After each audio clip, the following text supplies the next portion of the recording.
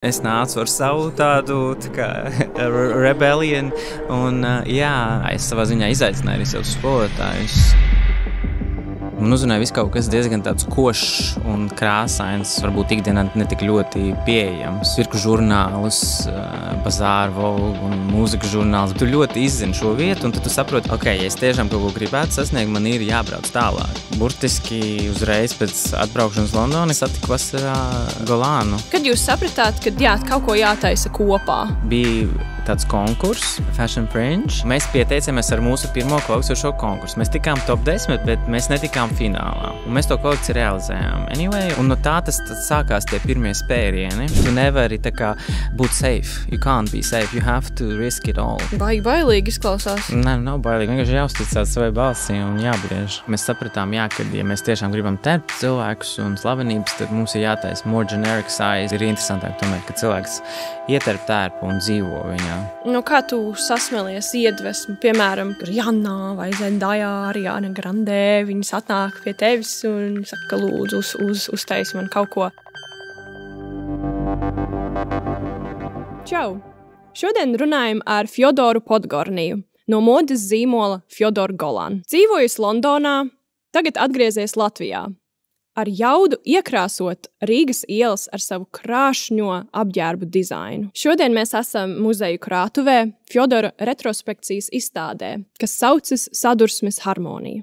Sarunas laikā mums ne tikai būs iespēja uzzināt, kā ir veidot pasaules mērogu zīmolu, bet arī kā ir sastrādāties ar pasaules mērogu superzvaigznēm. Skatieties, baudiet, ieklausieties, tiešām sasmilieties ar iedvesmu, jo Fjodors ļoti interesants lietas jums pastāstīs. Un jā, būs super labi. Sveiki, Fjodor! Sveika, čau! Čau! Mēs te esam tavā retrospekcijas izstādē šodien, muzeja krātuvē. Kā tu vispār jūties, staigājoties pa šīm te telpām, kur tu vari redzēt visus tavus skaistos apģērbus, ko tu esi uzdizainējis? Tas bija diezgan interesants projekts pašam priekš sevis, veidot savu tā kā retrospekciju savā ziņā, jo tas tā kā bieži nenotiek, vispār arī tā kā pasaulē varbūt un kā, bet man bija interesanti, ja mēs aizvērām zīmolu, bija interesanti viņu kaut kā atspoguļot, viņu tādu tā kā veikumu, atskatīties atpakaļ, jo vienmēr mēs kā zīmols Londonā skrējam uz priekšu. Vai tie ir 6 mēneši vai gads, un visu laiku mēs skrējam uz priekšu, un mēs tikai īsti varbūt nevienmēr novērtējam visu, kas notika tajā mirklī. Un šis koncepts man radās jau varbūt pats kā koncepts kādus 4-5 gadus atpakaļ, ka gribētu kaut ko tādu uztaisīt. Protams, viņš bija vairāk tādā ilūzijas formā, bet 2 gadus atpakaļ es sāku tā kā viņu tiešām fiziski arī tā kā radīt, veidot, uzrunāt sadarbības partnerus, vietas un jā, tas bija tāds interesants posms. Viņš nebija emocionāls nekas tāds, jo es jau tā kā tam esmu izgājis cauri, bet tas bija vairāk tāds atskats, saprast, kāds konteksts ir, kādu kontekstu spēlē viņš iziet no tā, ka esmu tā kā no Latvijas, kādas ir tās paralēles, kas notiek tagad, kā es varētu iedarboties ar laikmatīgo kultūru Latvijā tagad un kā var kaut ko varbūt veicināt vai veicināt kaut kādas sadarbības. Vienkārši parādīt drusciņus savādāk to leņķi uz modi, uz dizainu. Un jā, tas bija tāds savā ziņā mērķis arī kaut kā uzrunāt sabiedrību ar šo izstādi. Wow! Ļoti forši. Mēs pie tā vēl pieskarsimies vēlāk, bet tagad tu te sēdi, tu esi jau uztaisījis šādu grazno izstādi, bet kā mēs te tikām? Mēs varam parunāt par tavu bērnību un kāds tu biji, kad tu biji maziņš un kas tev patika, ar ko tev patika nodarboties, kāds tu biji un kur tu uzaugi? Es esmu piedzimis Ventspilī. Es nezinu, man bija tā, ka es biju ļoti tūs ar mammu un bija tā, ka Viņa kaut kā pamanīja manī varbūt kaut kāds tieksmes uz zīmēšanu, nu, vairāk tādu mākslu. Man māsa un brālis gāja mūzikas skolā, un tas bija tas, kurš viņi man ielika arī mākslas skola, kas tikko tieši arī atvērās. Un pirms tam vienkārši man uzrunāja viss kaut kas diezgan tāds košs un krāsains, un savā ziņā man varbūt ikdienā netik ļoti pieejams. Jo viss bija diezgan tāds, nu, es nezinu, pelēks brūns, nu, tieši mākslā un tā, ko es redzēju.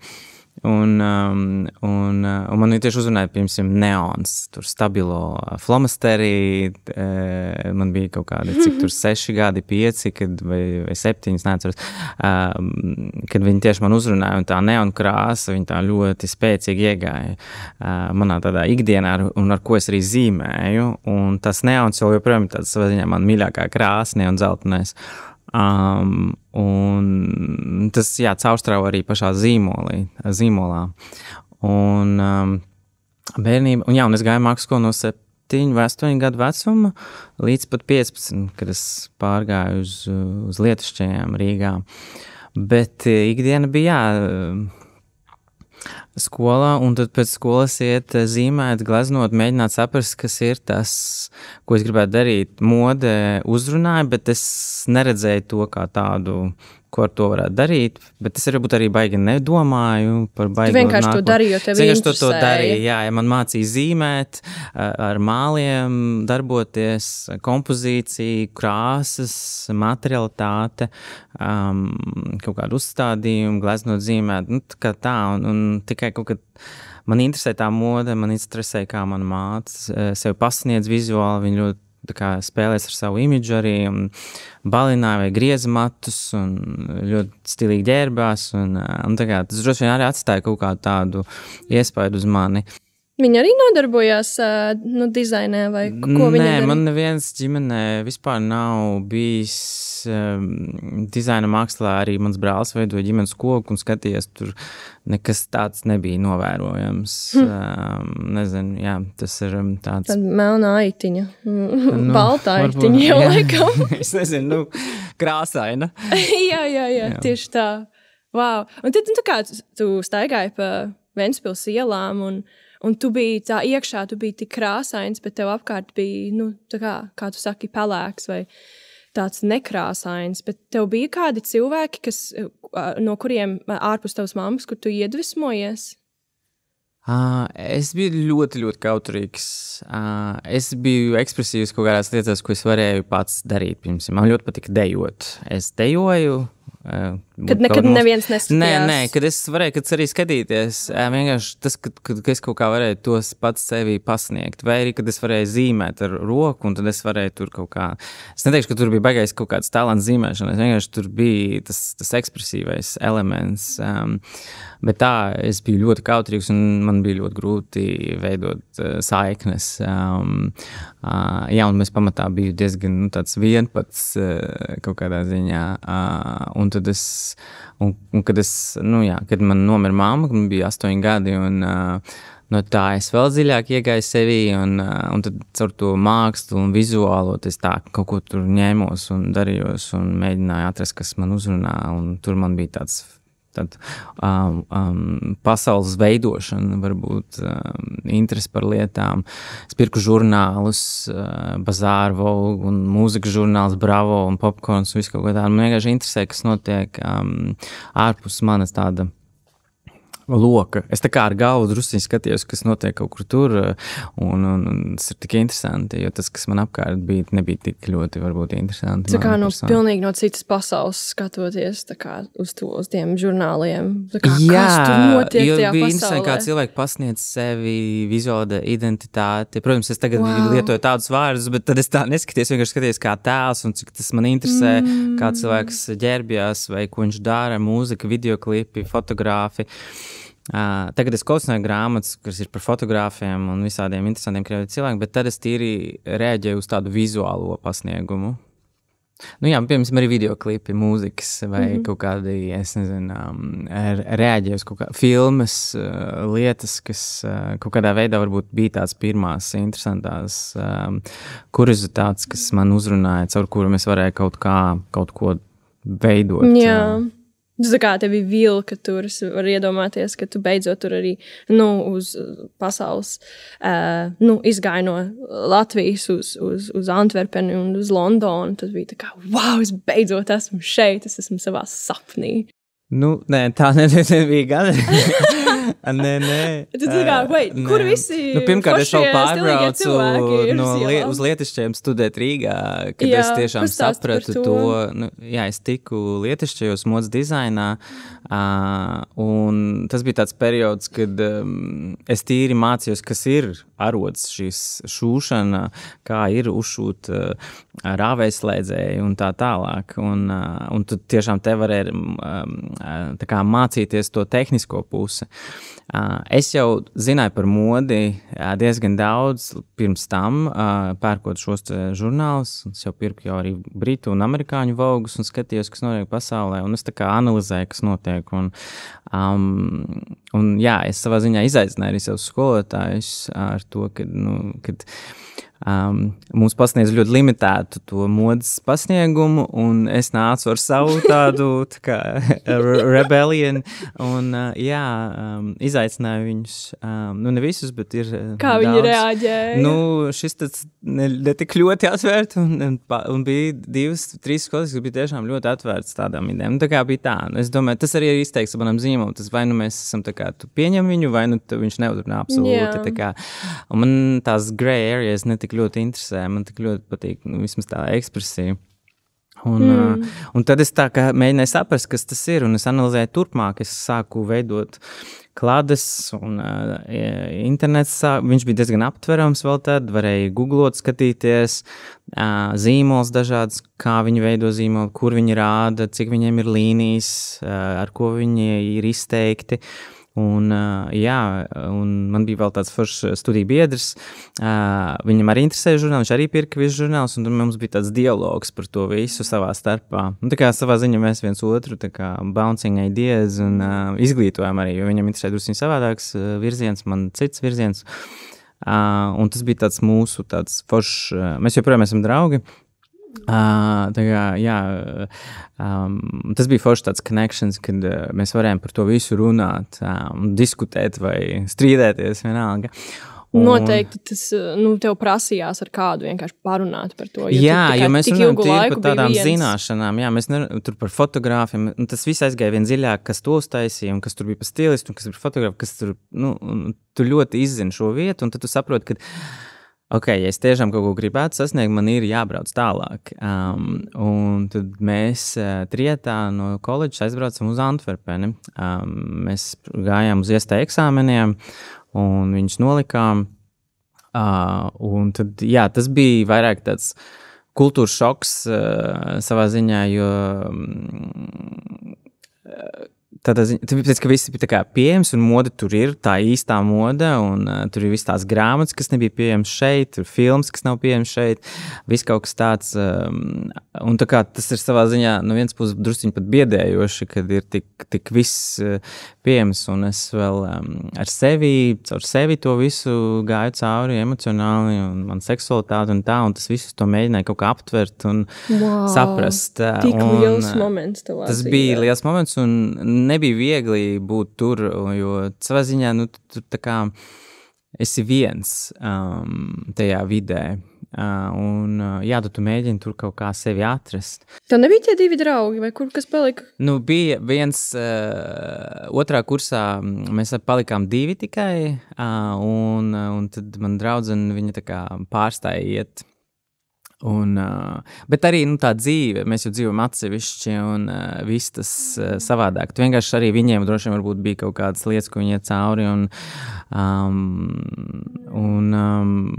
bija tādi mirkļi un es pats arī pēc otrā kursa pametu skolu, es aizbraucu uz Londonu vienkārši paņēmu mantas un aizbraucu. Man nebija tur tu ļoti ērti. Es nepabeidzu, es aizbraucu pēc otrā kursa uz Londonu tā ļoti strupi, tā kā pataisno.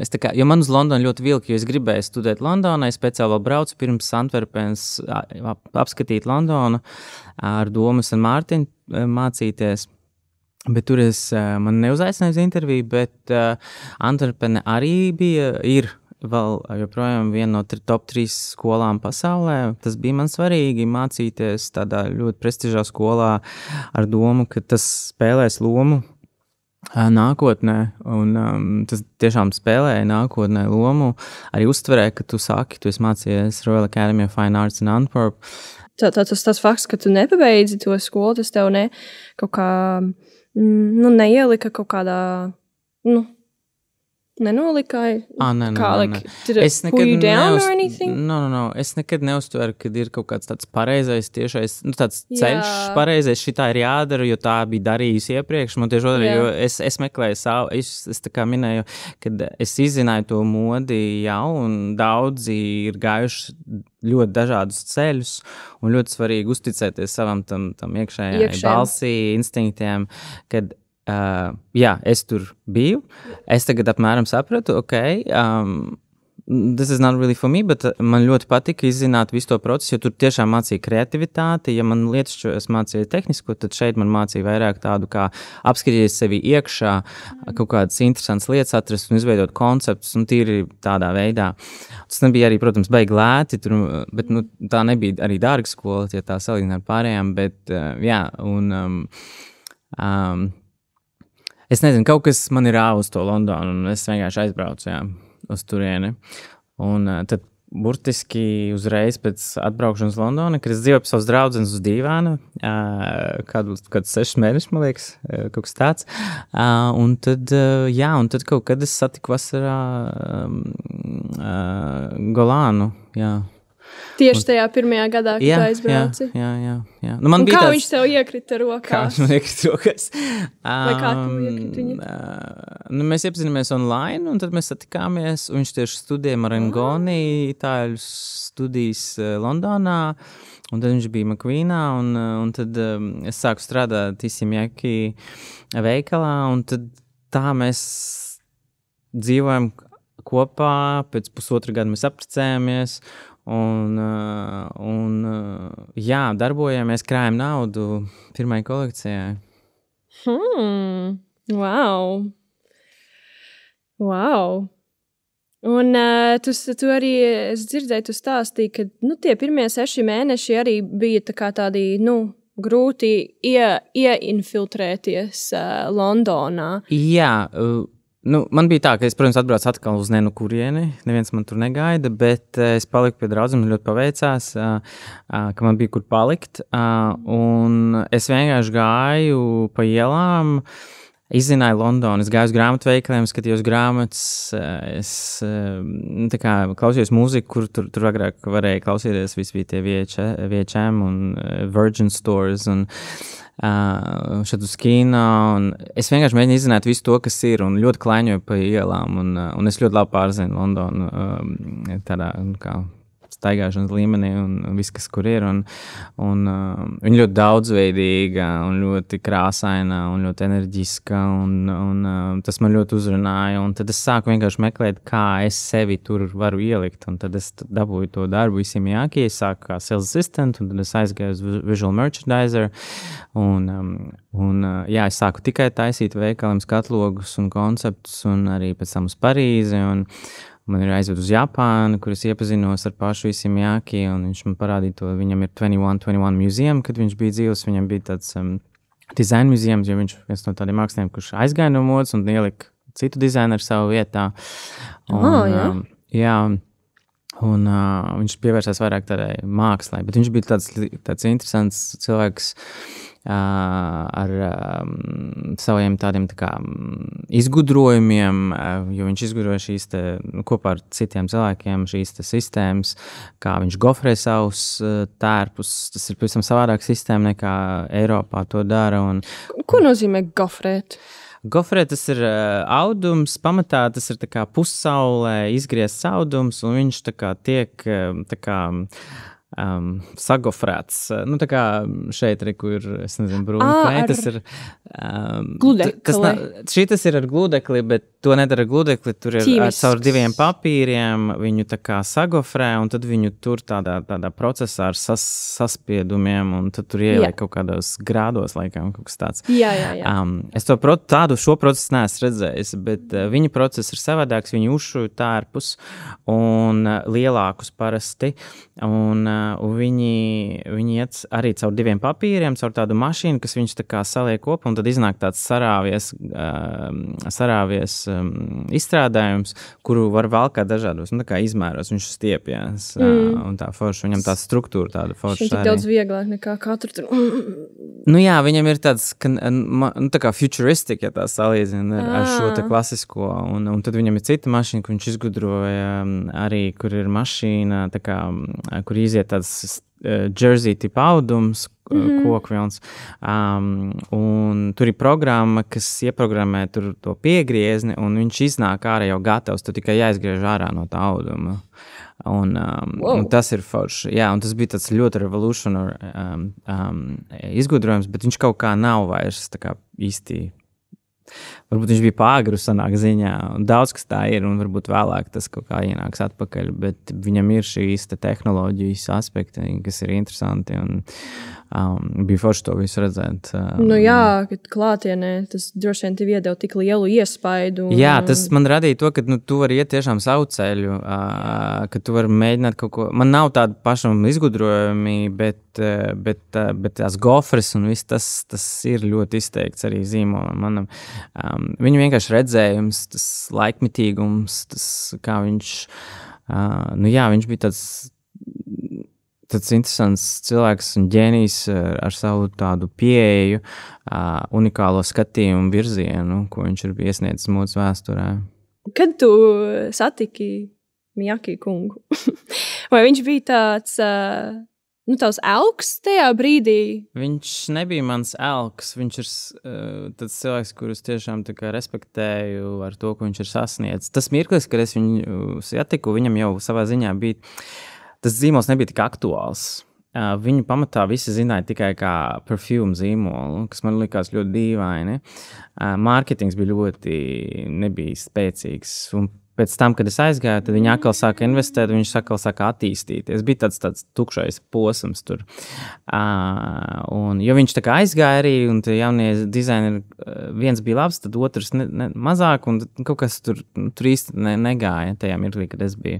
Bet, kad es viņu iepazinu, tas bija ārpus tādā modes aspekta vairāk, tas bija vairāk, kad viņš ir kā tāds mākslinieks, viņš iegājis citā sfērā, un par modu mēs īsti nerunājām. Tas bija vairāk par to, ko viņš tagad dara.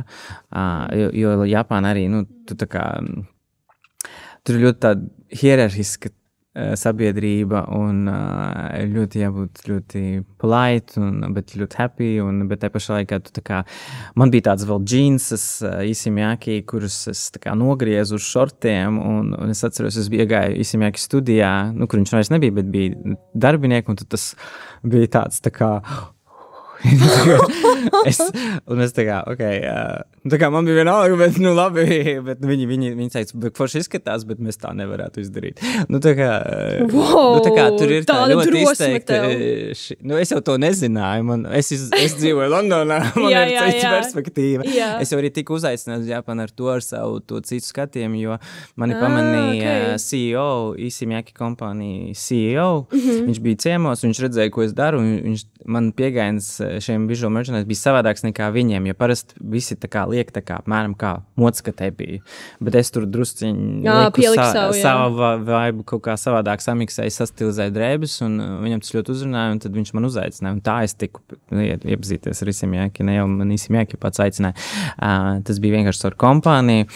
Jā, un tad viņš tur bija, un viņš mums iepazīstināja. Tas vienkārši tā notika. Forši, ka tu ar tādu drosmi, ka tu varēji pats pielikt savu roku tajos skatlogos, kad, varbūt, ja tev nebūtu tāda drosme, tad tu vienkārši darītu, kā visi pārējie dara, un kā tev pateikts, bet tu Bet ir svarīgi klausīties arī dažādus tirgus. Viņiem ir jāsaprot, kā zīmols, kurš kā iet internacionāli, ir citas vēlmes un vajadzības. Londonā, Ņujorkā, vēl kaut kur ir cita veida uzvedības ārpus Japānas. Japānā ir šāda kultūra, bet Londona ir pavisam savādāka, un klients ir ļoti savādāks. Un tāpēc ir...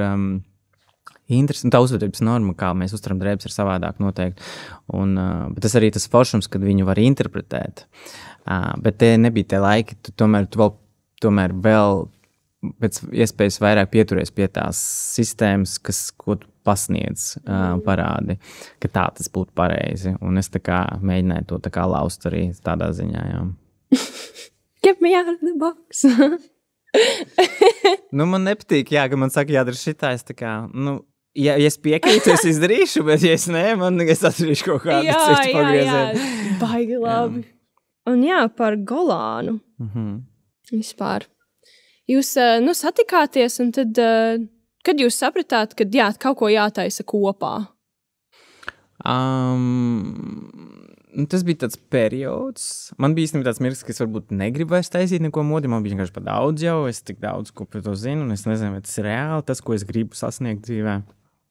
Man bija tāds pārdomu posms, bet tad es... Kad tu strādāji īsi vai akī? Jā, jo es tā kā, es ļoti daudz researchu, es ļoti daudz lasīju, un es tas sapratu, es redzēju to skopu, ka tur ļoti liels finanses vajadzīgs, lai to visu realizētu, un es tā kā sāku saprast, varbūt tas ir vispār, vai tas ir reāli. Un ar viņam bija šī te jaunā deksme, un mums bija ļoti labi tāds attiecības, papildinoši viens otru, un es viņam ļoti palīdzēju arī pabeigt skolu ar to ziņu, ka es viņam tur devu drosmi izveicināt skolotājus un darīt to, ko viņš tiešām vēlēs, nevis to, ko viņam liek, jo tur itāļu skolā arī ir savi veidi, kā viņi pasniedz, ka jābūt commercial, vēl kaut kas, bet ja cilvēks nav commercial, tad lai viņš izbauda to savu potenciālu visā savā krāšanā, es tur mēģinu taisīt kaut ko priekš kaut kā, un tad es viņam palīdzēju ar to projektu, un tad mēs strādājām atsevišķi, viņš strādāja citās vietās, Simjaki, un tad mēs sākām domāt, ko mēs varētu darīt. Mēs pat sākām mācīties franču valodu privāti mājās un domājam, ka varbūt jābrauc uz Parīzi kaut kur stažēties, piemēram, kaut kādā modes namā. Un tad mēs gadu laikam mācījāmies to franču valodu un kaut kā... Un tad mēs apkārtām, laikam, es nezinu, vai cik tas ir reāli arī, kad mēs aizbrauksim uz Franciju, no nulles tagad sākt. Atkal mēs nerunājam īsti valodā, mēs tagad iztērēsim visu savu naudu, un tad mēs tur, tad sajūta, ka tas būtu tāds kaut kāds nepareizais virziens. Un tas bija tāds konkurss, Fashion Fringe, ar ko mēs sapratām, varbūt varam mēģināt tā, jo balvas bija foršas, kas palīdzētu jaunam zīmolam tiešām izsisties, un tās balvas, var minēt, bija, pirmkārt, tev dod, ja tu tiec tajā 3 trīnieku finālā, tev dod šo te naudu izveidot kolekciju, līdz ar to tev nav jāuzņemās visu izmaksu uz sevi, tad tu tiec automātiski Londonas modes nedēļu ietvaros, tev ir sākuma kapitāls, tev iedod studiju pa brīvu uz vairākiem gadiem, un arī vēl aizved uz Parīzes showroom. Tā kā balvas ir ļoti milzīgas un nebijuši priekš tā laika konkursa, nekas tāds nebija, bija vienkārši kaut kas minimāls parasti. Un tas ir slavens konkurss, un viņu izveidoja Kolins Makdauls, ļoti slavens modes kritiķis un žurnālists un rakstnieks, un katru gadu bija jauns dizainers. Tur John Galliano, Rolands Morē un daudzi citi. Toms Fords arī bija. Un mēs pieteicāmies ar mūsu pirmo šo konkursu. Mēs tikām top 10, bet mēs netikām finālā trīniekām. Tas bija mūsu pirmais tāds posms. Es par šo stāstu īstenībā. Bet jā, tas bija mēs pieteikums, skices, un mēs meklējām, kas ir tas mūsu zīmols, kā kopā to radīt. Mēs aizsūtījām pieteikumu, mēs tikām finālā 10, bet uz 3 mēs netikām tālāk. Bet ko mēs izdarījām, mēs joprojām tā kā strādājām, mums vēl bija, mēs sākām krāt naudu, un mēs to kolekciju realizējām anyway, un mēs viņu parādījām uz saviem finansiāliem līdzekļiem šajā te off-schedule Londonas modes nedēļa, kas ir paralēli oficiālajai modes nedēļa jauniem dizaineriem. Un no tā tas sākās tie pirmie spērieni. Mums atnāca viens veikals no Hongkongas nopirka, tad mēs tur sākām ietērpt šo cilvēku, tur Lady Gaga bija, mēs apģērbām. Un tas bija tāds, bet tas bija tādi mazi, tā kā zīmols neattīsties īsti. Viņš tā kā šur tur pieskārās, bet bija grūti ļoti. Un tad mēs atkal pieteicamies pēc gada uz to pašu konkursu. Un tad mēs tikām 3, un tad mēs vinnējām. Un varbūt bija viņam grūtības redzēt, ka mēs varam realizēt tās idejas, kas mums bija. Jo tās ir tieši šīs šeit tās ādas klēja, tā bija mūsu pirmā kolekcija un šitā zilā kolekcija. Varbūt viņi neredzēja to potenciālu tik ļoti tad vēl.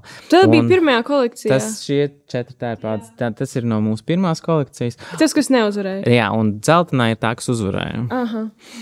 Un tā ir tā otra kolekcija, kuru mēs arī fiziski paši, es pirms mišu šīs 2 dzeltenās kleitas. Un Rolands Morē bija tas dizainers, kas tajā gadā bija tā kā head of the judging, un viņam tā kā ļoti uzrunāja mūsu tas rebellious aspekts. Es domāju arī, kā mēs piegājām, un es biju ļoti pārsteigts, ka mēs vinējām, jo man liekas, bija viens cits tāds favorīts, kas vinēs, bet tas bija milzīgs pušs veidot zīmoli, jo viņš tā kā tiešām mūs tā kā iedeva milzīgu spērienu radīt, veidot. Pasaulē patika. Pasaulē vēl nē, bet kaut kādam noteiktam ja Lady Gaga patīk, es teiktu, ka pasaulē patīk. Nē, pastāsti par to, ka pēc tā pirmā Fashion Fringe, tad ar Lady Gaga vienkārši sadarbojies, vai kā tas tā kā? Tas bija caur stilisti. Viņai bija tieši jauna stilisti, tad viņai bija pirms tam Nicola Formichetti, un tad bija Anna Trevelyan, un Anna Trevelyan dzīvoja Londonā. Un viņi vienkārši meklē. Lady Gaga uzrunāja ļoti daudz. Viņi sadarbojas praktiski ar visiem dizaineriem, kas tad bija. Ja? Tur varēja arī pazust visā tajā. Es neteikšu, ka mēs tur baigi izcēlēmies ar kaut ko. Mēs vienkārši, viņu tērpām vienam rītu raidījumam. Bet tas arī nedēva neko tādu baigi daudz. Tas vienkārši tagad tā atskats ir vēlāk. Cits slavenības varēja pamanīt vairāk tajos tērpos, ko mēs darījām. Bet tajā mirklī viņi katru dienu vilka citu crazy outfitu, un viņi ļoti daudz ārā, tad viņi vēl savā ziņā to karjeru vēl veidoja. Viņi vēl nebija tik globāli kā tagad. Viņi tas... tu biji tā kā viens no... Es biju viens no tiem daudziem dizaineriem, kas tur vilka, un tas nerada nekādu tādas atskaņas. Jā. Aha. Tad tajā otrajā uzvarēja. Super. Jā. Un jūs uzvarējāt ar ļaunumu puķiem? Jā. Kas ir šis dzeltenais ar tajām zvīņām? Tas ir tas dzeltenais un arī tā baltā klieta, kas te tur tā putniem lēzergēs. Un tas ir par metamorfozi, jā? Jā, tas ir par metamorfozi, un iedvesma bija tieši Frida Kahlo, un viņas tā kā dzīves posms, un kā viņas gājas cauri, un kā viņa atrada sevi atkal šajā mākslā, ko pēc tās avārijas, kas viņai bija. Tas ir tāds tā kā the nature is taking over you in a way. Un tur ir ļauna puķis. Tā kā tu nevari pat pretoties, tev vienkārši jāplūst tajā jaunajā.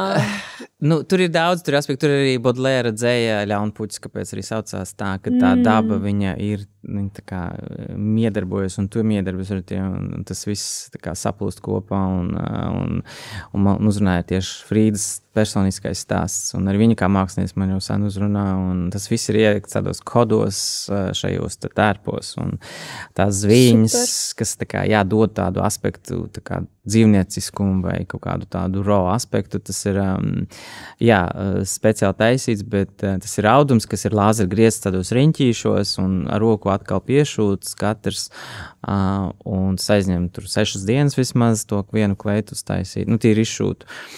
Un tad viss, kas paliek pāris ar tiem lāzeru grieztiem riņķīšiem, ir tā kā rūtiņa, un tā rūtiņa arī tika sagriezta un piešūt tur lejā tādu zvaigznītes minīgi, kur tā kā mēs izmantojam visu iespējamo, ko mēs varējām. Tā kā, jā, viņa bija tāda, lai nav tik tāda tīrība kleitai, ka viņa tāda perfekta, viņa ir, vai viņa tāda neapstrādātas malas, tur dieglienā ārā maliņās, un tad ir tas lāzergriezts, un tā kā tur ir tāds interesants kombinācija. Kolekcijas stāstam Ļaunuma puķēm vairāk nāca no mums, jo mēs ar Golānu veidojam ļoti dziļus stāstus pirmām kolekcijām, procesiem, un tas stāsts šeit bija varbūt pa daudz tam gala klientam. Es domāju, tas stāsts savā ziņā bija pat varbūt par daudz komisijai, bet kaut kā mēs parādījām, ka mēs arī spējam tehniski to izdarīt, līdz ar to tas ir tikai bagātina to kolekciju. Bet ja tu runā tikai par stāstu un tu nevar parādīt to tērpu, tad tas ir tāds vājais punkts vai otrādi varbūt. Tā kā, jā, mēs bijām divi, mēs ļoti daudz sarunājamies un mēs veidojam konceptu tīri tādā sarunas formā un daudz ko vienkārši sākam miksēt un veidojam tādus narratīvus, lai mums arī pašiem interesanti. Bet ar laiku tiem narratīviem bija mazāka loma un vairāk fokusēts tieši uz dizainu un uz to tā kā veidot zīmolu ar tādu globālu virzienu, kad var uzrunāt daudzveidīgus klientus, ne tikai Londonā, bet arī Middle East vai Ķīnā, Eiropā un citur. Un tam stāstam jābūt diezgan tādam globālam un ne tik ļoti limitētam, tik ļoti. Mums arī pirmā kolekcija ir ļoti veidota tieši uz modelēm, kas viņas vilka, kas arī bija grūtāk pēc tam ieterpt kaut kādus cilvēkus. Un ar laiku mēs sapratām, jā, ka, ja mēs tiešām gribam terpt cilvēkus un slavenības, tad mums ir jātaisa more generic size, kas ir tāds 8, UK 8 size, kas tā kā, jā, ko cilvēki arī var uzvilkt. Jo pirms tam mēs fokusējamies tieši uz to, kā tas pieguļ uz ķermeņa, uz manekena, un vēlāk mēs saprotam, ka ir interesantāk tomēr, ka cilvēks ieterp tērpu un dzīvo viņā, tā kā viņu aktivizē, teiksim tā. Kāds ir tas, no kā tu sasmēlies iedvesmu, piemēram, kad Rihanna vai Zendaya, Ariana Grande, viņas atnāk pie tevis un saka, lūdzu, uztaisi man kaut ko. Kā tas viss, tas process iziet, kāds ir tas ceļš no tā pirmā jautājuma, vai tu vari līdz tam, lūdzu, šeit ir mans produkts? Pirmkārt, viņas pašas nekur nenāk. Viņai ir stilisti un visu kaut kādi cilvēki, kas komunicē ar mums. Un dod pirms viņas, mēs arī Rihannai taisījām tērpu, viņš arī skatāms izstādē. Tas slānis, kas ir pa virsu, tas tika šūts pēc viņas izmēriem viņai. Bet tas krekliņš, tas flitteru blūza ir arī izstādē izlikta. Tas ļoti dažādi notiek. Vai pamatā tas notiek tā, ka stilisti pieprasa paraugus, šos tērpus, un mēs sūtam, un tad ir tāds 50-50 chance, kad vai viņi uzvilks vai nē, un šeit tad arī uzvalk.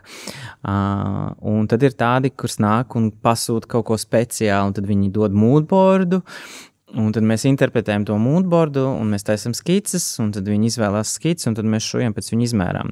Un mēs praktiski nekad mums netiek šī laikošana, jo viņas parasti ir Amerikā, un mēs esam Londonā. Bet viņiem ir savi tie tailori, kas viņus tur tā kā piežubina klāt. Tā kleita tur ir, kas Jennifer Lopesai bija, vienkārši viņu uzvilku, viņai derēja. Un ir tādi cilvēki kā Lizzo, jā, ir arī tas zilais tērps ar dažādiem līmeņiem, krāsām. Jā. Tas tika taisīts viņai tieši, viņa bija Londonā tajā mirklī, un jā, mēs ar viņu tikāmies, un mums bija laikošana, un to mēs gan viņai uzlaikojām un uztaisījām. Tā kā šādi ir tie varianti. Vai viņi atnāk ar kādas idejas viņiem, piemēram, Lizzo, kādas viņai idejas, viņi grib būt tā kā tārpiņš vai kā, es nezinu, tā kā, ne jau tā. Tas nāca vairāk caur viņas stilistu, jo stilisti ir tie, kas veido to tēlu, veido mūziķiem, Un viņi rāda tās lietas, kas viņiem uzrunā. Un viņi tieši fokusēs uz savu ķermeni, un viņi ļoti daudz rādīja savu ķermeni. Viņam bija svarīgi parādīt šo sievišķīgo, seksuālo un arī pašā laikā pieguļošo un pat kailo ķermeni. Un tā kā normalizēt šo te pieeju plus size. Un, viņi izvēlējās, viņi gribēja to tērpu. Viņš bija parādīts modes skatē, un viņi tieši gribēja to tērpu. Un man kā, cool, taisam. Un tad vienkārši mēs taisījām pēc viņas izmēriem, un tad mēs viņu laikojam. Jā, tas bija tā. Šī gadījumā, tas pamatā vienmēr tā kā tomēr strāvojot caur mūsu kolekcijām, izējot no tā, un tad kas tam arī kaut kādā veidā atsaucās uz kaut ko no mūsu kolekcijām. Un kā tu pats, no kurienes tu sasmēlies to iedvesmu? Esmu ļoti zinkārīgs cilvēks, un man vienmēr ir uzrunājuši māksla. Man mākslas vēsture bija viens no mīļākajiem priekšmetiem, un māksla ļoti spēlēja milzīgu lomu. Sākumā tas bija tāds Van Goghs un Frida Kahlo vairāk, un vēlāk tas aizgāja uz laikmetīgo mākslu, kā Tonijs Krāgs, vai Jim Lambie, vai fotogrāfi, kā Richards Mūs vai David LaChapelle. Es kolekcionēju grāmatas un žurnālus, un interesējos par fotogrāfiju un tās attīstību, par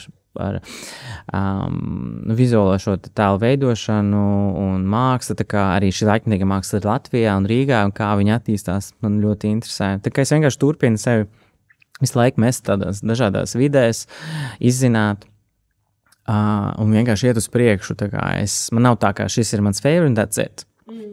Man ir favorite, bet tad es arī skatos, kas cits notiek. Man interesē jaunās balss un kā viņas pasniedz savu veidu, ko viņi dara. Es eju uz akadēmijas skatēm, vai es eju uz visādām izstādēm, arī visādām jauniem māksliniekiem. Ja ir forši izstāde ārzemēs, es aizbraukšu uz to arī speciāli. Tā kā ļoti dažādi ir tie aspekti. Jā, tu skaties tā ir tā vizuālā māksla pamatā, un kino arī ļoti milzīgā ziņā ir ļoti iedvesmojoši man. Jā, ok.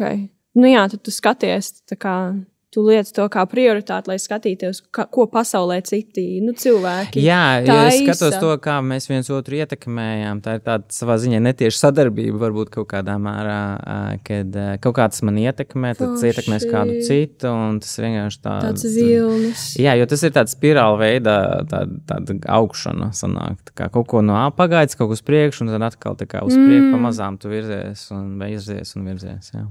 Ziņkārība, kurā posmā spirālīt, tagad esi. Kurā ziņkārības posmā? Spirāļu.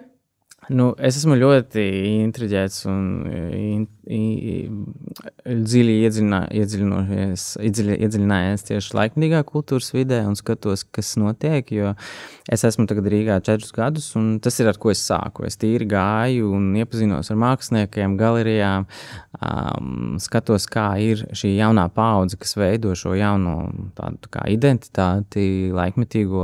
Tieši Latvijā, vai? Jā, tieši Latvijā, jā. Un iepazinos, kā ar māksliniekiem, skatos, kaut ko es varbūt esmu nopircis un tā, bet man interesē, šī te jaunā paudze un kā viņi ietekmē šo vidi Latvijai. Viņi tiešām ir savādāka, nevis tad, kad es biju, viņi ir daudzreiz atvērtāka un krāsaināka. Un pamazām viņi atverās vien vairāk un vairāk, un man interesē, šis te dialogs tāds ar šo jauno paudzi, un man ir interesanti šeit būt ar to, ka viņi ir šī jaunā paudze, ar ko var miedarboties ar šīm jaunām idejām.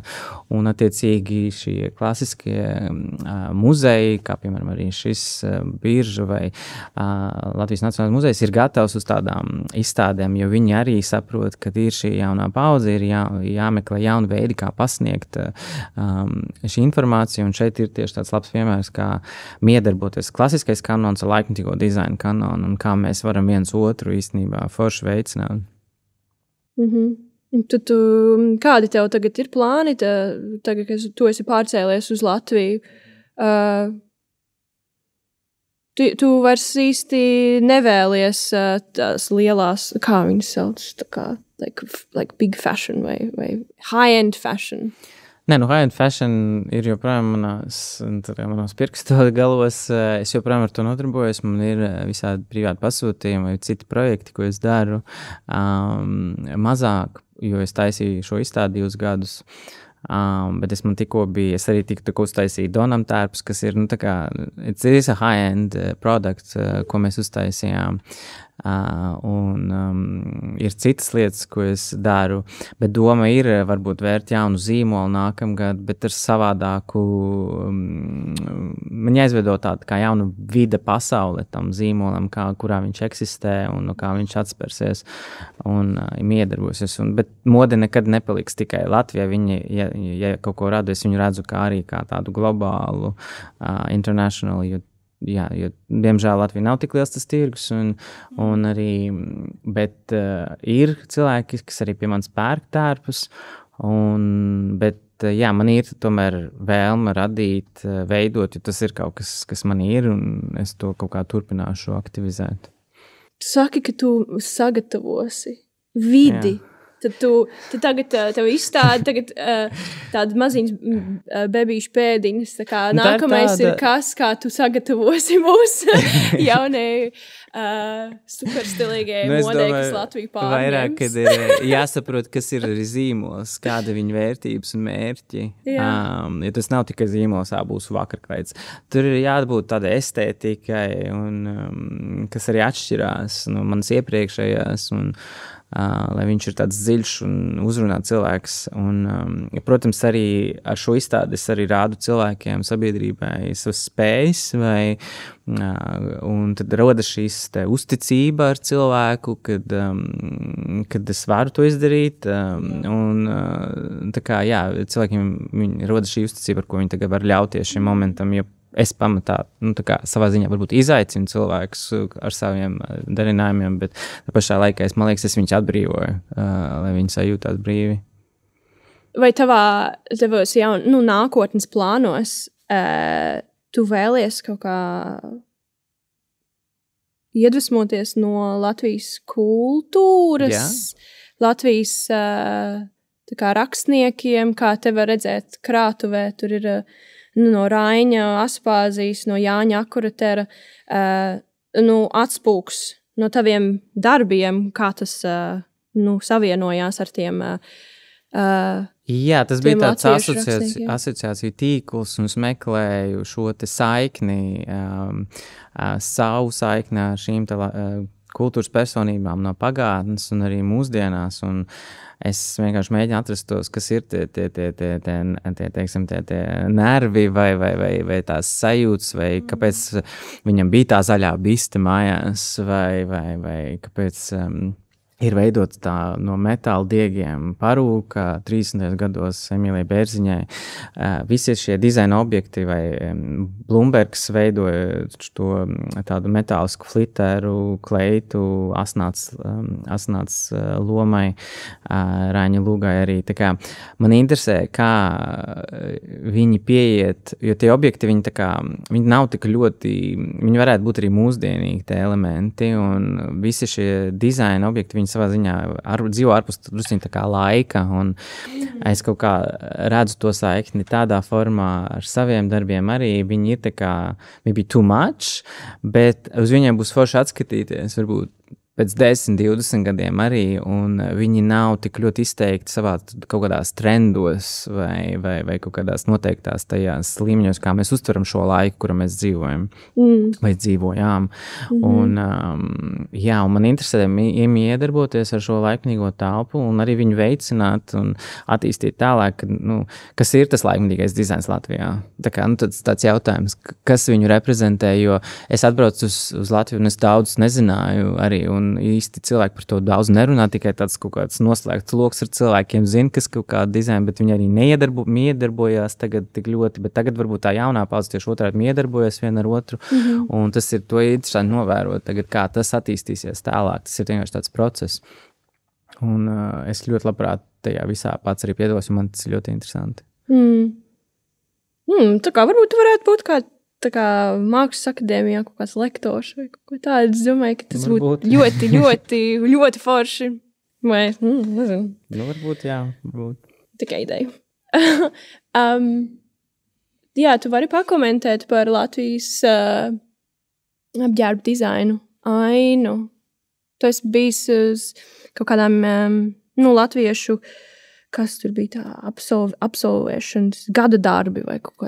LMA modskat, vienreiz gadā notiek. Jā, tas ir tas, ko tu vari pateikt?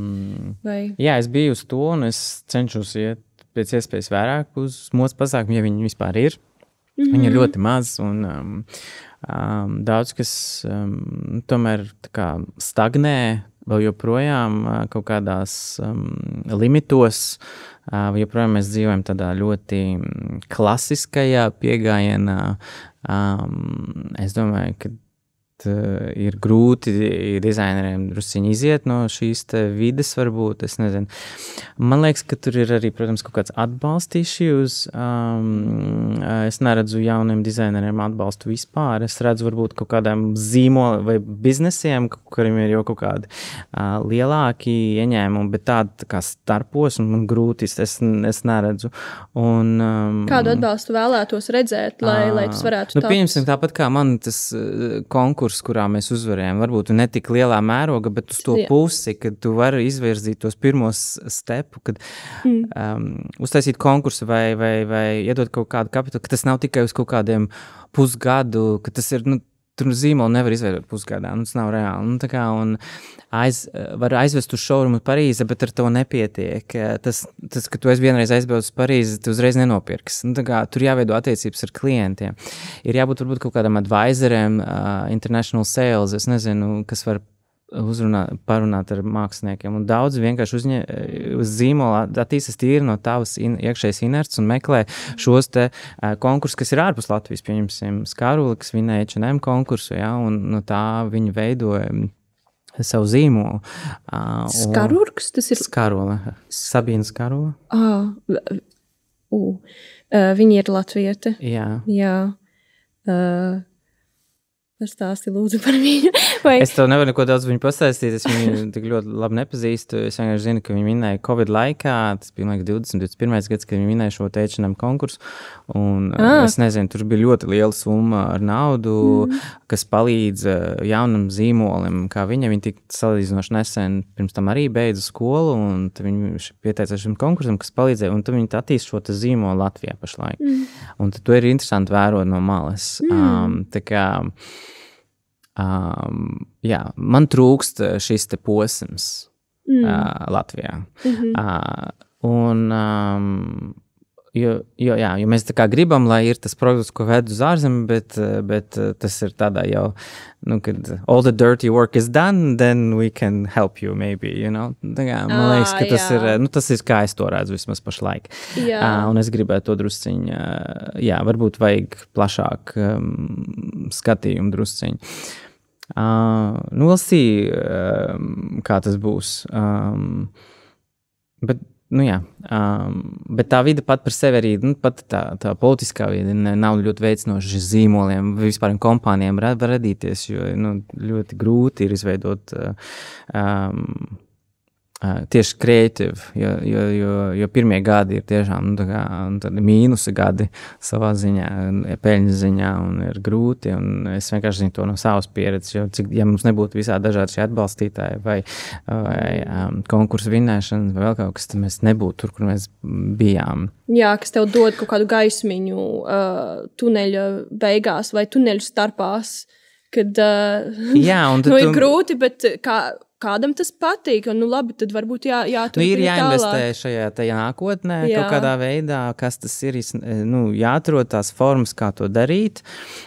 Es redzu, SEB banka ir veido šīs te atbalsts gleznotājiem, LMA viņiem, tur ir vienam kaut ko viņi dabū. Tā kā tas tāda maza spēriena, un kaut ko tādu varat arī darīt modē noteikti. Ja tā nav reklamēt, es te gribēju reklamēt, bet vienkārši, tas ir, ko es pamanīju, un ir forši, kad ir vienkārši students mācās akadēmiju, un viņam iedod, viņš tāpat gleznoja to gleznu, bet viņš tagad arī var tā kā vinēt konkursu ar kaut kādu mini balvu pāris tūkstoši, vai cik tas ir, un tas viņu ļoti palīdzēs. Tā kā tāda veida veicināšana. Es, protams, varbūt kaut kas ir, bet tas ir tik ļoti nepamanāmi, kad, man līdz tādas zināšanas nav. Bet, gribētos vienkārši to vairāk attīstīt. Nē, es šķiet, ka visi var piekrist. Es tiešām ļoti gribu aizbraukt pēc 5 vai 10 gadiem, cik tev vajag, un paskatīties, kāda tev būs tās kolekcija, vai tā būs pieejamāka sabiedrībai. Tas nebūs tik dārgi, vai nebūs tik, kā tu saki, nērti, vai tas būs noteikti pieejamāka, bet dizainā varbūt interesantāk, bet tomēr valkājam modi ikdienā mazāk šis te augstās modas aspekts, jo tas, kad mēs sākam, tas bija tas mūsu mērķis veidot to zīmolu no tā skatu punkta un drusku viņu attīstīt aizvien vairāk uz pieejamākām lietām. Un tagad es gan gribu izveidot tādu vairāk vietu, vidi, kur cilvēki var, tur būt ir kafejnīca vai kas, un tad tur ir veikals, un tur ir arī laikmīgā Latvijas māksla kaut kādā veidā prezentēta, ka tas ir tāds hubs. Tādas vietas eksistē viskaut kur, un tas būtu forši izveidot šeit, un arī šo produktu pēc tam vēst tālāk, un kaut kā miedarboties ar citām vidēm. Tā kā ir potenciāls, vienkārši ir jābūt uzņēmīgam, un tad ir jābūt, protams, jāatrast šie partneri vai cilvēki, kas tic tādām idejām, kas var veicināt šo projektu, jo tas nebūs viegli izdarīt vienam cilvēkam.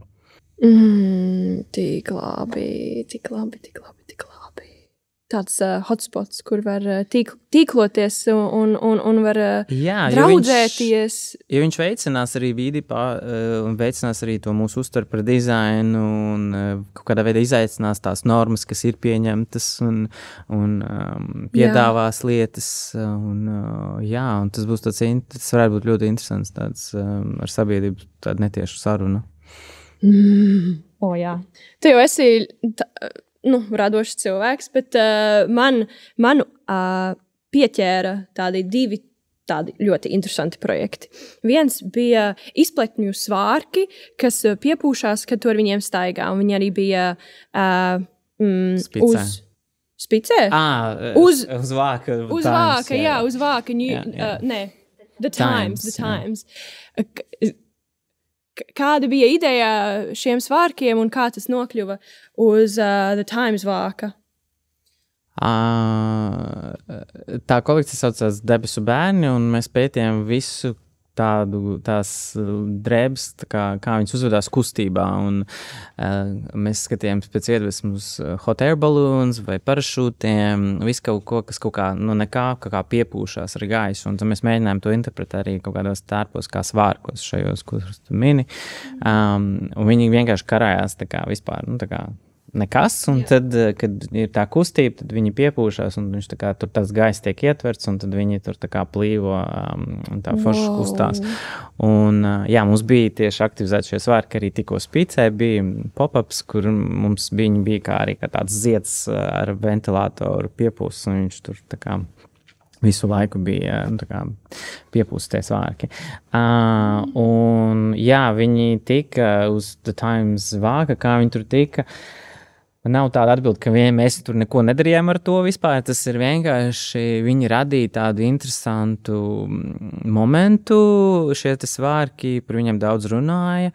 Un šeit tad avīzes arī avīzes Times vāks avīzē sestdien pēc mums bija mocskata, un tad nākamajā dienā bija avīze izgājusi ārā, un mēs paši bija pārsteigti, kad viņa arī avīzes atkarībā, kas notiek pasaulē, šeit tad ieliek uz avīzes vāka kaut ko no modas, jo moda arī kaut kas notiek, un tas īstenībā mums bija The Independent vienreiz vāks, un tad šis bija otrs The Times vāks.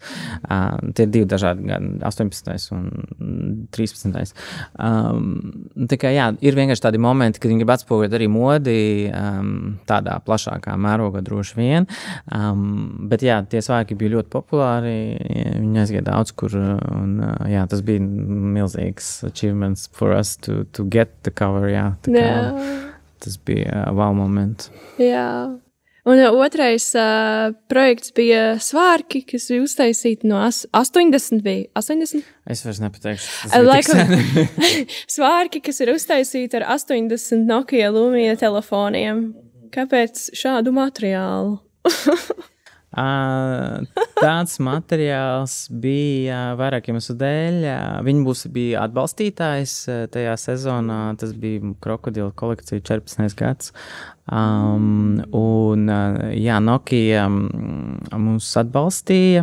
Tur ir vairāk iemesli. Nokia veidoja sev ļoti spēcīgu mārketinga pozīciju, vērtību, jo viņi tikko tika pārdoti. Microsoft viņus nopirka.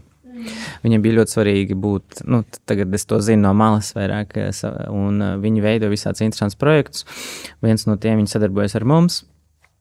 Un mēs izveidojam tādu kā konceptu ar šiem te milzīgiem telefoniem. Vēl tad nebija tādi telefoni lieli kā tagad. Nebija iPhone? Bija iPhones, bet viņš bija maziņš. Tie bija tādi tie mazie iPhone, šitie bija tādi, tā kā tagad tie telefoni ir tā kā milzīgi. Es atceru, mums vēl smējās, ka mums tik liels telefons. Un viņi uztaisīja 3 krāsās, tā kā neon krāsās priekš mums, un forši tas telefons bija arī baigi forši. Un tad bija koncepts, arī tad bija tāds trends modē, kad, techwear, kaut ko tehniski izdarīt ar apģērbu. Tas bija stilīgi. Viņi mēģināja to izdarīt stilīgi. Es neteikšu, ka mums tur baigais success ar tiem svārkiem bija. Tas bija vairāk tāds sadarbības projekts, ar integrēt telefons kādā formā, un tad mēs uztaisījām šo te dizainu tā kā skeletu svārkiem, kur ir tie telefoni, viņi ir tā kā salikt kā flīzītes, ko mēs skatījāmies tieši no Mianmaras, kad mēs bijām. Viņiem ir tā mozaīku sistēma, ko viņi veido pagodās un tempļos, un tas ir tas, kā mēs to piegājām, un tur ir tas prints, ko mēs izveidojam, un te viņš mainās, viņas pagrieziena, viņš tur tā kā mainās, un tur bija krāsas, varādījās vēl citas. Tā kā it's not something incredible. Tā kā tas bija interesanti padarboties, bet tā techwear nebija īsti tā kā interesanti tādā ziņā, bet varbūt vairāk bija interesanti, ko var darīt ar tiem telefoniem pēc tam. Jo Microsoft mums atbalstīja arī nākam sezonu, un mēs uztaisījām, ko mēs gribējām, uztaisījām tādu tā kā digitālu piramīdu, live translation no modskats, arī no telefoniem, un tāda miedarbošanas bija vairāk tādā ziņā, nevis taisīt techwear. Vairāk viņi izmantot vairāk tajā spēkā, kas viņiem ir, nevis radīt telefonu par apģērbu gabalu. Tur to bija grūti. Viņi arī bija diezgan smagi, un mēs viņus arī nelikām modskati, tas bija tāds kā vairāk preview pirms modskats, kur mēs cilvēkus uzņēmām uz modskati, varēja apskatīt šo, un tad sāk tos modskati, jo bija grūti integrēt to arī modskatā, Un tad tev tas ceļojums uz Mianmaru ļoti iedvesmoja. Jā, tas bija tāds pirmais tāds ceļojums ārpus tā kā mūsu vispār redzes loka, un es jau sen gribēju aizbraukt uz Mianmaru, un forši, ka mēs aizbraucām tajos gados, viņi vēl nebija, tur praktiski nebija, ļoti maz turisti turiem brauc, un tur nebija vēl nekas tāds turistisks lietas, tur.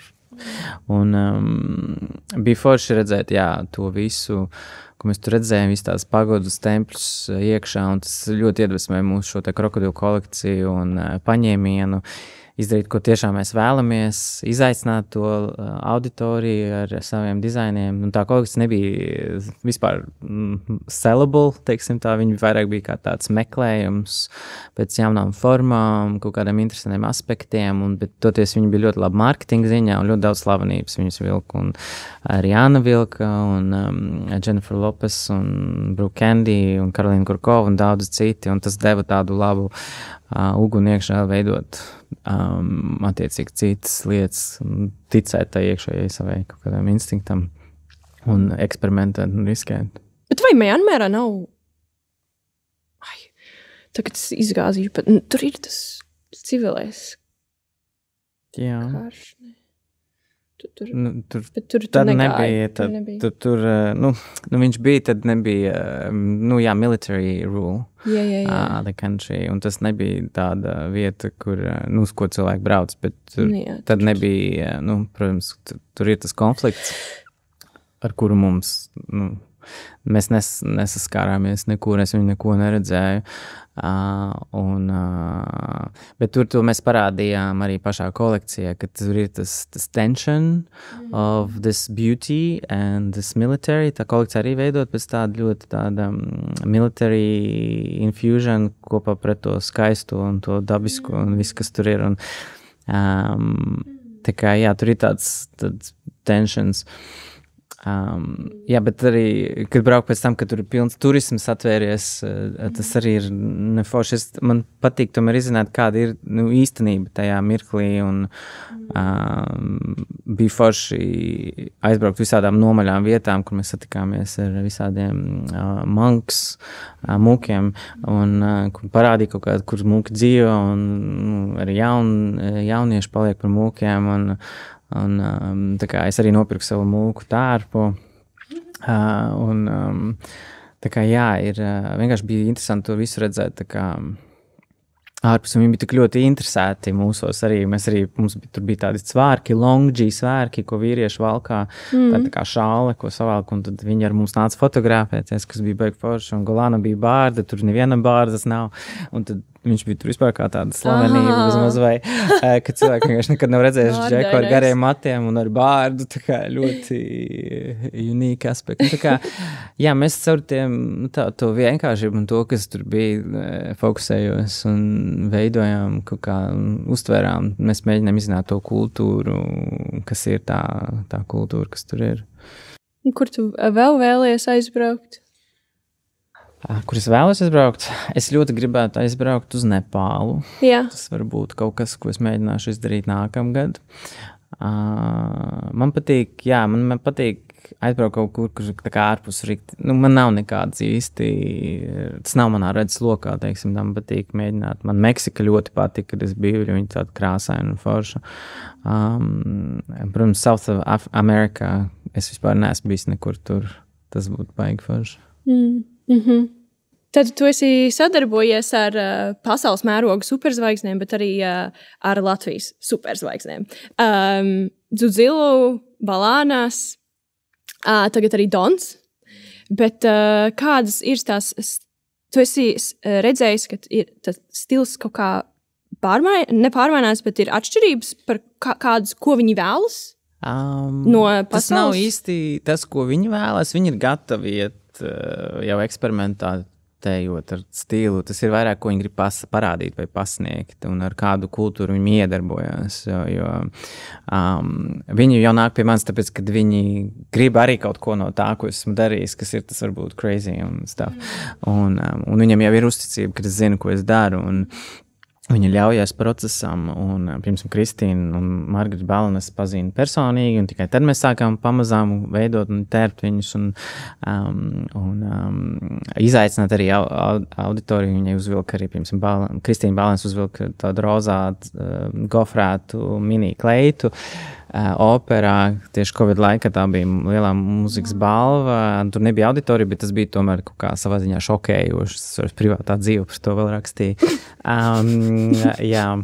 Kā viņa var uzņemt tādu kleitu? Jo ir iegājis, jo tas parāda to, cik ļoti mēs stāvam uz vietas un stagnējam tajā pieņemtajā pareizajā formā. Un šie ir jauni cilvēki, viņi nav no šīs vidas, un tā kā viņi ir no vidas, bet viņi ir jauni, nāk ar savu kaut kādu jaunu pieskārienu, un ir jāveicina šis te jaunas formas kaut kādas. Un tā kā ir tāda maza tāda deksme izaicināt.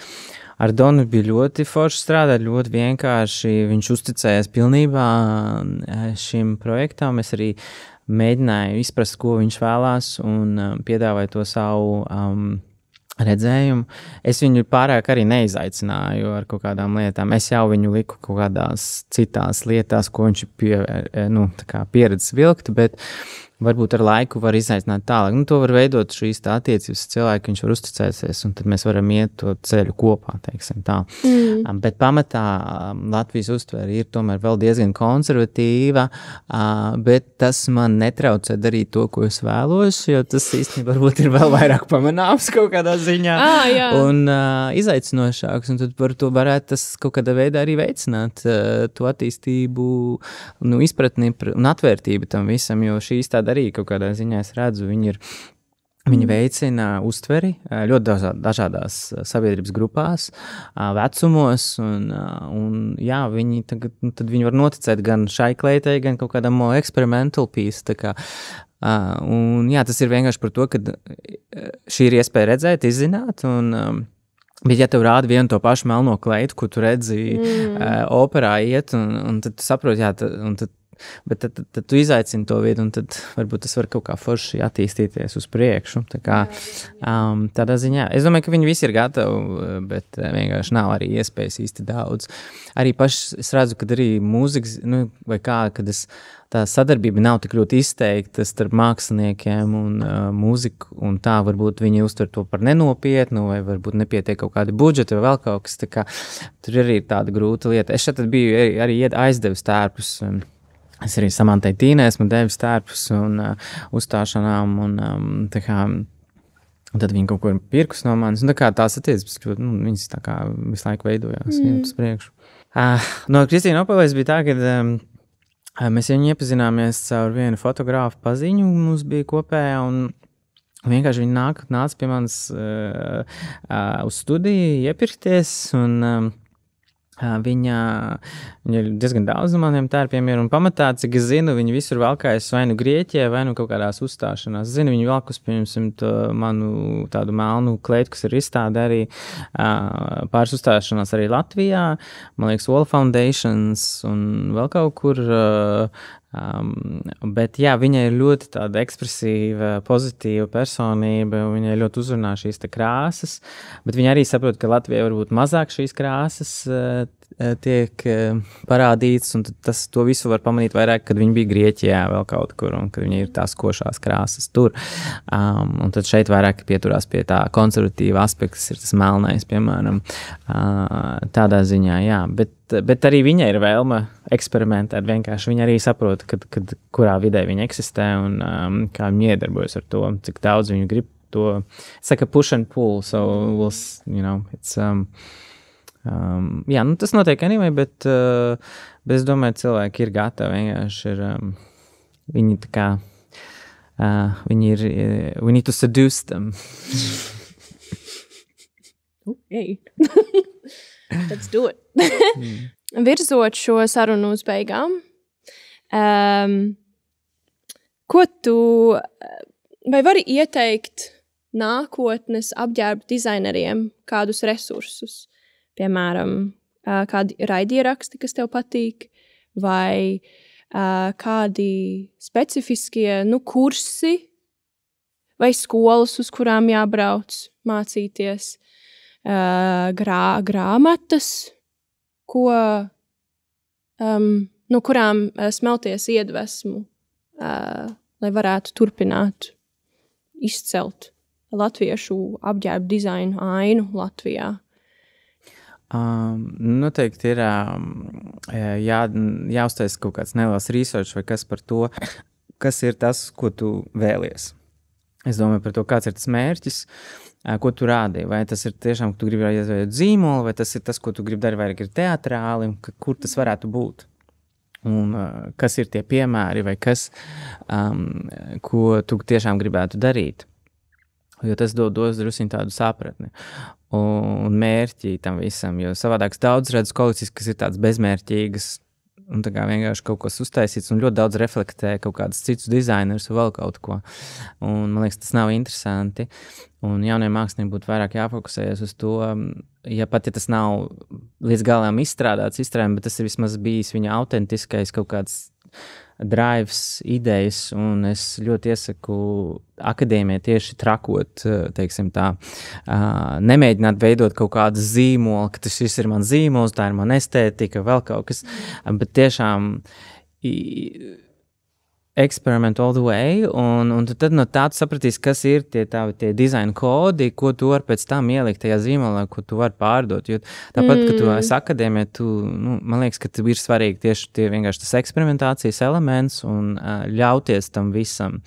Varbūt tu neesi dizains, bet tu vari kaut kāds cits spēks, kas tev ir modē, vai tas ir kaut kāds print design, vai kaut kāds tekstils, vai vēl kaut kas, tā kā nav ļoti jānofokusējas uz to vienu kaut kādu mērķi. Un tiešām izzināt sevi, kas tev patīk, un nemēģināt atdarināt kādu, nereflektēt kaut kādus, nezinu, savu studiju biedru vai vēl kaut ko. Un tas nāk no tā, ko tu pats lasi vai redzi vai interesē tavā ikdienā. Un, man personīgi uzrunāja, piemēram, David LaChapelles. Es atradu vienu fotografu, un tad viņš palika man tādu tā kā apsēstību, un es laiku ļoti sekoju viņam līdzi, un viņš arī man bagātina ar savu tādu kā krāsu pieeju, un varbūt no turienes ir viens no tāds mans krāsas spēka avotiem. Bet grāmatziņā tas ir vairāk par tādu individualismu, kas man interesē, un es varu ieteikt vienu grāmatu visiem noteikti. Tā ir Ayn Rand, The Fountainhead. Es, diemžēl, nezinu, kā latviski šis saucās, bet ļoti svarīga personība, kurā tu pats sevi atrod to spēku, iet savu ceļu. Un tas ir forši gan, man liekas, kreatīviem cilvēkiem, gan arī kaut kādā veidā uzņēmējiem, noteikti uzņēmējiem, jā, kas veido kaut ko, un šī grāmata man personīgi ļoti palīdzēja tā kā atrast savu tādu kā kompasu un pieturēties pie tā. Tas tie ir tādi mani. Tas tādi. Nav apģērba dizaina jomā tā grāmata. Tā ir par arhitektūru īstenībā. Tāda kreatīva arhitektūra, modernisma aizsākumu, teiksim tā, viņa uzrakstīta, man liekas, 30. gados tā grāmata. Bet tur ir tāda koncepts ielikts iekšā, un tas ir ļoti, ļoti forši. Bet modes dizainā, pat ja tu visu šo dari, tev tāpat ir nepieciešama. Man liekas, jebkurā dizainā, laiknīgā dizainā, kas tev ir jāmēģina atrast kaut kādas stāžēšanās ārzemēs, vai kaut kāda iespēja pabūt tur, lai tu miedarbotos ar to vidi, jo tu nevari tikai radīt dizainu tikai, modes dizainu noteikti tikai Latvijā. Tev ir jāmēģina rast dialogs vai izpratne, kas notiek citur, jo tavs klients var būt jebkur, ceļš tagad ar Instagram un tā, kad man tas nebija, tagad riktīgi var bāzēties šeit, un tavs klients ir viskaut kur, un tā kā noteikti mēģināt kaut kā atrast saikni vismaz uz gadu vai pusgadu vai 2 gadiem. Pieredzēji ārzemēs noteikti. Jā, ok. Tas viss, ko tu novēli. Uzticēties sev iekšēji balsī un nebaidīties.